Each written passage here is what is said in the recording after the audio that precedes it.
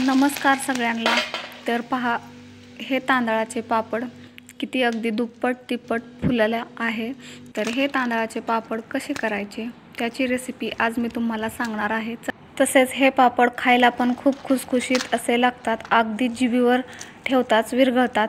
आणि हो, खूप सोपी अशी ही पद्धत आहे, अगदी सहज आणि झटपट होणारी ही रेसिपीच मी तुम्हाला आज व्हिडिओमधून दाखवणार आहे।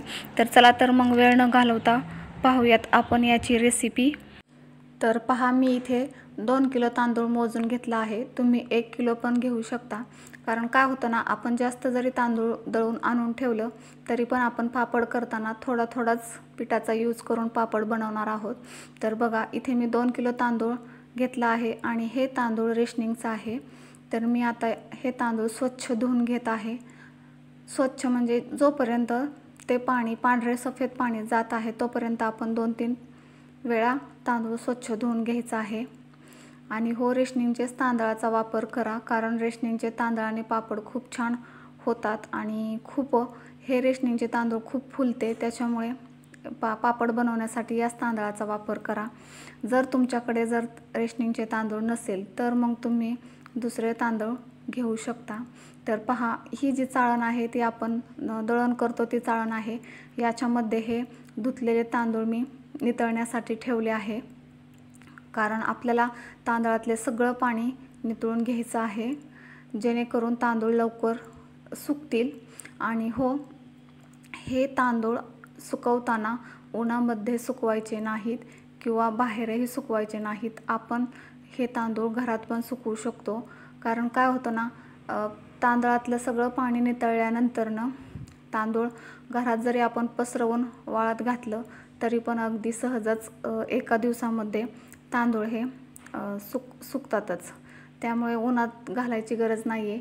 आणि कारण काय होतं ना, उन्हामध्ये तांदूळ सुकवल्याने पापड उलण्याची शक्यता असते आणि ते पापड्या मध्ये चिरतात, त्यामुळे उन्हात घालूच नका। कारण काय होतं, पटकन हे तांदूळ घरात जरी आपण पसरवून वाळत घातलं तरी पण हे सुकल्या जातातच। तर पहा, इथं मी तांदूळ घरातच सुकण्यासाठी वाळत घातलेले आहेत। आणि हो, पूर्ण एका दिवसात तांदूळ सुकतातच आणि हे मी गिरणीतून दळून आणलं आहे। आणि तर चला मग आपण करूयात किच्चे पापड। तर पहा, गॅसवर मी पाणी तापवण्यासाठी ठेवलं आहे। तर ज्या वाटीने मी पाणी मोजलं आहे त्याच वाटीने मी तांदळाचे पीठ पण सुद्धा मोजणार आहे। तर मी इथे 2 डबे पाणी घेतलं आहे आणि त्या पाण्यामध्ये जिरं टाकलं आहे, थोडासा पापडखाराने खूप छान अशी चव येते आणि पापड खूप फुलतात, त्यामुळे पापडखार तर टाकलाच पाहिजे। आणि थोडंसं चवीपुरतं मीठ आणि ह्या पाण्यात तेल सुद्धा टाकायचं, कारण काय होतं, तेलाने पीठ हटताना चिकटत नाही अजिबात। पाणी थोडंसं कडक होऊन द्यायचं आहे, कारण थोडं पाणी कडक झाल्यानंतर पटकन हटल्या जातं। आणि आता ह्या पाण्यात मी थोडंसं तेल घालते आहे आणि पाणी खूप कडक होऊन द्यायचं आहे, कारण कडक पाण्यामध्ये पटकन पीठ हटल्या जातं। आता हे पाणी कडक झालं आहे आणि ज्या वाटीने मी पाणी मोजलं होतं त्याच वाटीने मी पीठ घेतलं आहे। ते पहा, आता पाणी छान तापलं आहे आणि त्याच्यामध्ये थोडं करून मी आता पीठ घालणार आहे। पीठ घालताना थोडंच घालायचं, म्हणजे गाठी होत नाही। सुरुवातीला थोडंच पीठ सोडायचं, कारण काय होतं ना, जास्त पीठ जर पडलं आणि एकदम गाठी झाल्या तर त्या गाठी पटकन मोकळ्या होत नाही। हे पहा, मी छान असं हटवून घेत आहे आणि हे पीठ पटकन हटलं पण जातं, खूप असं सॉफ्ट पण होतं। आता हे पाहू शकताय तुम्ही, मी आता लाटण्यानं हटत आहे, पण काही वेळाने मी पळीने पण हटणार आहे। पळीने पण छान हटलं जातं। सुरुवातीला लाटण्याने मिक्स करायचं आणि नंतर पळीने हटायचं, कारण काय होतं, पळीने सोपं जातं हटायला। आता हे तुम्हाला असं पीठ दिसतं आहे गुठळ्या, पण नंतर ते ज्यावेळेस आपण हटत जातो ना त्यावेळेस ते खूप छान होत जातं। चांगलं पळीने हटून घ्यायचं आहे आणि हटत असताना मध्ये थांबायचं नाही, कंटिन्यू हटतच राहायचं, त्यामुळे गाठी होत नाही. तर हे पहा मी कसे कंटिन्यूच हटते आहे. आणि पीठ हटून झाल्यानंतर 10 मिनटे झाकून ठेवायचं आहे. 10 मिनटं. आणि गॅस हा फुल सोडायचा नाही, तर कमी गॅसवर पीठ ठेवायचं आहे. तर हे बघा, पीठ ज्यावेळेस शिजत येतं ना, तर पीठ शिजलं का नाही कसं चेक करायचं. हाताला थोडंसं पाणी घ्यायचं आणि पीठ ज्यावेळेस हाताला चिकटतं तर समजायचं की पीठ अजून शिजलेलं नाही आहे. पण हे पीठ तर शिजत आलं आहे, कारण मी अधूनमधून चेक करते आणि पीठ हाताला काही चिकटत नाही आहे. हे पहा, पीठ हे पूर्णपणे शिजलेलं आहे. तर चला तर मग आता आपण पुढे काय करायचं ते पाहूयात. तर एक पॉलिथिनची बॅग म्हणजेच प्लॅस्टिकची कॅरी बॅग घेऊन त्याच्यामध्ये पूर्ण पीठ हे भरायचं आहे. पीठ गरमच भरायचं आहे, कारण गरमच ते सॉफ्ट होतं आणि मळून घ्यायचं आहे. हाताला तर चटके बसतील म्हणून आपण कॅरी बॅगचा वापर करायचा, जेणेकरून आपल्याला भाजणारही नाही आणि पीठ हे छानपैकी सॉफ्ट राहील. तर हे पहा, मी कॅरी बॅगमध्ये मळून घेतलं आहे आणि पीठ हे खूप छान असं झालं आहे.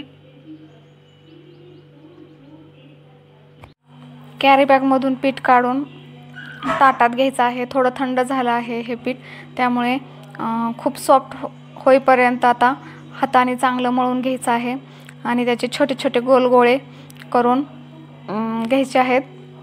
आणि हे पापड मी पुरी यंत्राने करणार आहे, कारण पुरी यंत्राने पटपट होतात, त्यामुळे मी पुरी यंत्राचा वापर करणार आहे. तुमच्याकडे जर पुरी यंत्र नसेल तर तुम्ही हाताने प्रेस करून पण पापड बनवू शकता. तर कसे बनवायचे ते पण मी तुम्हाला सांगते. छोटे छोटे गोल असे गोळे करून घ्यायचे आणि हे छोटे छोटे गोळे करून घेतल्यानंतर प्लॅस्टिकचा कागद घ्यायचा. प्लॅस्टिकच्या कागदवरती गोळा केलेला उंडा ठेवायचा आणि वरती पण प्लॅस्टिकचा कागद ठेवायचा आणि वाटीने अगोदर प्रेस करायचं आणि मग नंतर बोटाने जोपर्यंत लांबत आहे तोपर्यंत प्रेस करत राहायचं. हे पहा किती लांबतो आहे पापड.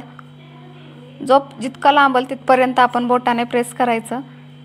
हे याच्यासाठी सांगत आहे की जर तुमच्याकडे पुरी यंत्र नसेल आणि जर तुम्हाला लाटताना चिकटत असेल तर तुम्ही ही पद्धत वापरू शकता. हे बघा, पापड झालेला आहे आणि हे पापड दिसतात छोटे, पण तळल्यानंतर खूपच मोठे होतात. आता मी पुरी यंत्राने बनवणार आहे.